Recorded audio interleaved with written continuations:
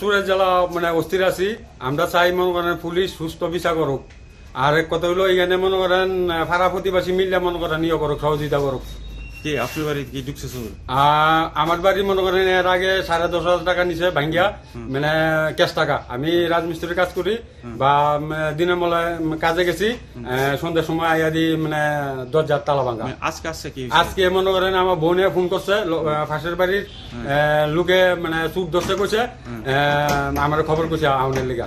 আমার মানে টিফিনের টাইমে আমি ওখানে আইছি, আইয়া দেখি মানে ঘরের দরজা খুলে দেখি আমার এই অবস্থা।